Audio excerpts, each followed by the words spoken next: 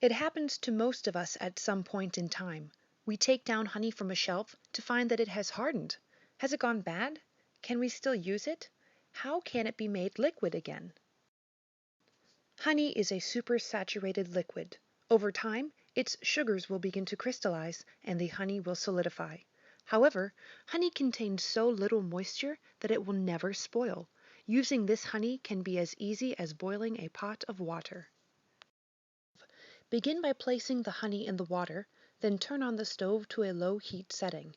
As the water warms, the honey will begin to melt or liquefy. At a low heat setting, over the course of a few hours, the honey will become entirely liquid and it will be perfectly okay to use once again. As a general rule, never refrigerate honey. Rather, store it at room temperature so that it will stay liquid for a longer period of time. For more information about cooking with honey, please visit the National Honey Board at www.honey.com.